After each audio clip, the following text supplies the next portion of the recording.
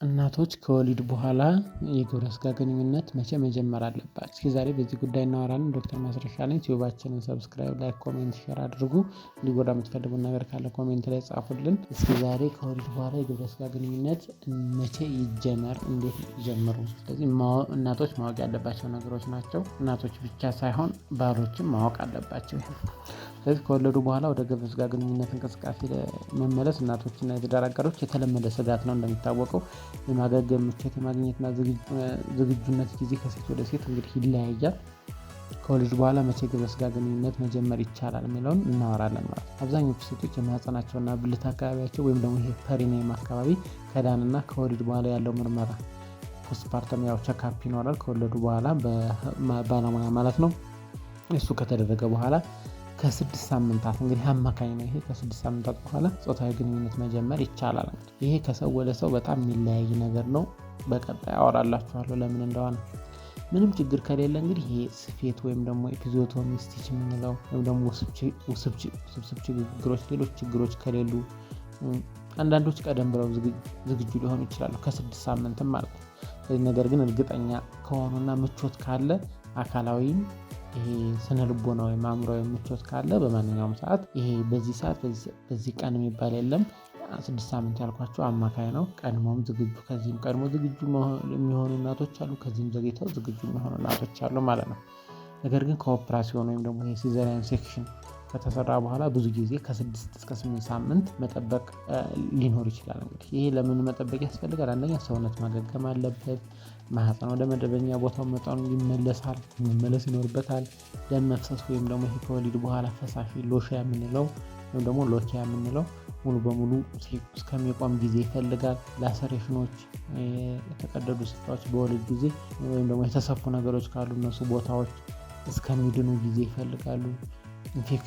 የኢንፌክሽን አደጋ ይቀንሳል። እንግዲህ በትንሹ 6 ሳምንት የሰጠነው እንግዲህ ለዛ ነው።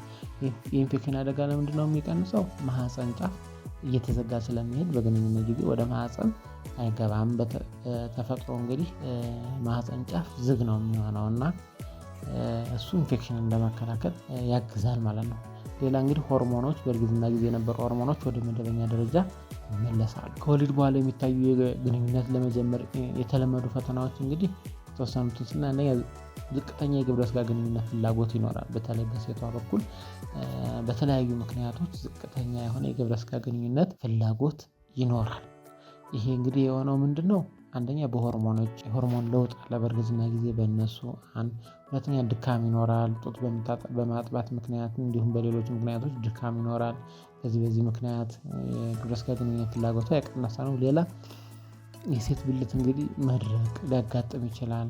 በተለይ ደግሞ ጡት በሚያጠቡበት ጊዜ በሚኖር የሆርሞን መዛባት እንዲሁም በእርግዝና ጊዜ በነበሩ የሆርሞን ኢምባላንሶች በዚህ ምክንያት የሴት ብልት መድረቅ ሊኖር ይችላል።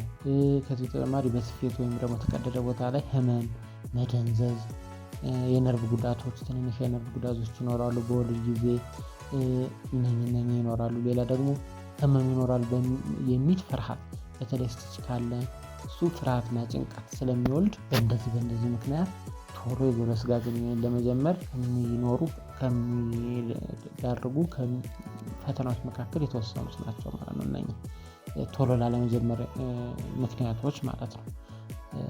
ስለዚህ ምቹ የድህረ ወሊድ ግንኙነት ለማድረግ እንግዲህ የተወሰኑ ምክሮችን ለመምከር ያክል፣ አንደኛ በግንኙነት ጊዜ በስስ ቦታዎች ላይ ጫና የሚያመጣ ጫና ማምጣት የለበትም። እንግዲህ ጫና የማያመጣ ምቹ የአተኛኘት ሁኔታ መምረጥ ነው። እንግዲህ ስተኙ ወይም ደግሞ በግንኙነት በሚደረግበት ጊዜ እዚህ ጉዳት ያለባቸው አካባቢዎች ላይ ጉዳት እንዳይደርስ መጠንቀቅ ማለት ነው። ሌላ ቅባት ነገሮችን መጠቀም፣ የተለያዩ ጄሎች አሉ፣ እነሱን ብልት አካባቢ መጠቀም ህመሙን ሊቀንስ ይችላል። ሌላ እንግዲህ ከአጋር ጋር በግልጽ መነጋገር፣ ይሄ በጣም ትልቅ ነገር ነው። በግልጽ መነጋገር ያስፈልጋል ማለት ነው። ስለዚህ ቀስ ብሎ መጀመር፣ ህመም ከተሰማ ማቆም፣ ከዛ ህመሙ በሚለቅበት ጊዜ መጀመር።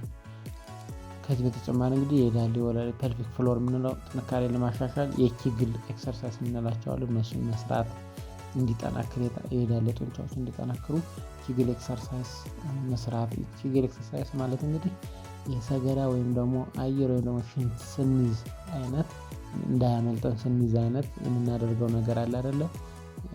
እሱን አይነት በድግግሞሽ እሱን ማድረግ።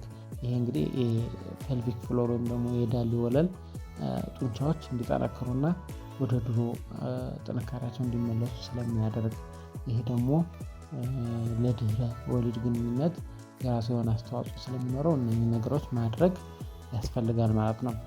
እንግዲህ ጡት ማጥባት በግብረ ስጋ ግንኙነት እንቅስቃሴ ላይ ምንም ተጽዕኖ የለውም። ነገር ግን ዝቅተኛ ኤስትሮጅን ስለሚኖር የብልት መድረቅ ሊኖር ይችላል።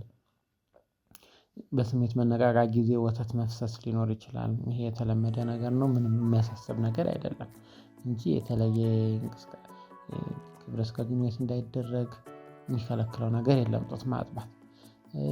ከወሊድ በኋላ የእርግዝና መከላከያ መጠቀም ያስፈልጋል። እንግዲህ ግንኙነት ከተጀመረ የግብረ ስጋ ግንኙነት ከተጀመረ እንግዲህ የመጀመሪያው የወር አበባ ሳይመጣ ራሱ ምንም የወር አበባ ሳይታይ ማርገዝ እርግዝና ሊፈጠር ይችላል ማለት ነው። ስለዚህ ውጤታማ የእርግዝና መከላከያ መጠቀም አስፈላጊ ነው። አስተማማኝ አማራጮች በተለይ ጡት በሚያጠቡ እናቶች አስተማማኝ አማራጭ የእርግዝና መከላከያዎች ውስጥ እንግዲህ ፕሮጀስቲን የሚዋጥ ሚኒፒል የሚባል አለ፣ ክንድ ላይ የሚቀበር ኮፐር ወይም ደግሞ ሆርሞን የያዘ ሉፕ ወይም ደግሞ ማህፀን ውስጥ የሚቀበር አለ፣ የሚወጋው መድኃኒት የ3 ወሩ አለ። ለምሳሌ ኮንዶም እነኚህ ሁሉ አማራጮች ናቸው። መወገድ ያለበት በተለይ የመጀመሪያዎቹ 6 ሳምንታት በተለይ ወይም ደግሞ በሚያጠቡ እናቶች ደግሞ የመጀመሪያዎቹ 6 ወራት መወገድ ያለበት የመከላከያ ዘዴ እንግዲህ ኤስትሮጅን የያዘው የሆርሞን መከላከያ ይሄ የሚዋጣው ኮምባይንድ ኦራል ኮንትራሴፕቲቭ የምንለው ብዙ ጊዜ በሚዋጥ መልኩ የሚወሰደው የመከላከያ አይነት ለ6 ወራት ባይወሰድ ይመከራል። ለ6 ሳምንታት በፍጹም መወሰድ የለበትም። ለ6 ወራት እስከ 6 ወራት ባይወሰድ ይመከራል። ወተትን መጠንም ኳሊቲውንም ስለሚቀንስ ማለት ነው። መቼ የህክምና ምክር መጠየቅ ያስፈልጋል? እንግዲህ ከግንኙነት ጋር በተያያዘ ከወለዱ በኋላ ከግንኙነት ጋር በተያያዘ ምን ሲኖር ማማከር ያስፈልጋል? አንደኛ ከብዙ ሙከራ በኋላ ህመሙ ከቀጠለ ቀጣይነት ያለው ህመም ካለ ማማከር ያስፈልጋል ማለት ነው። ሌላ በግንኙነት ጊዜ ወይም ደግሞ ከግንኙነት በኋላ ደም መፍሰስ ካለ፣ ይሄ በጣም ኢምፖርታንት ነገር ነው። ደም መፍሰስ ከግንኙነት በኋላ ሁሌ ደም መፍሰስ ካለ የማህፀን ጫፍ ካንሰር ሊሆን ስለሚችል ሐኪም ማማከር፣ ተገቢውን ምርመራ ማድረግ ያስፈልጋል። ሌላ ከባድ የብልት ድርቀት ወይም ደግሞ ምቾት ማጣት ቅባትን ተጠቅመን የማይቀንስ ከሆነ እሱም ከሆነ ማማከር ያስፈልጋል። የኢንፌክሽን ምልክቶች ካሉ እንደ ትኩሳት፣ መጥፎ ሽታ፣ በማህፀን መጥፎ ሽታ ካሉ እነኚህ ነገሮች ካሉ ኢንፌክሽን ሊሆን ስለሚችል ማማከር ያስፈልጋል። ሌላኛው ለረጅም ጊዜ በስሜት ዝግጁ እንዳልሆኑ ከተሰማ እንግዲህ በተለይ ሴቷ ዝግጁ እንዳልሆነች ለረጅም ጊዜ የቆየ የግንኙነት ስሜት አለመምጣት ካለ ይህን ማማከር ያስፈልገዋል ማለት ነው። ሁሌ ማስታወስ ያለብን ምንድነው? ግንኙነት ለመጀመር ትክክለኛ ጊዜ የሚባል ነገር አለመኖሩን ማወቅ ያስፈልጋል።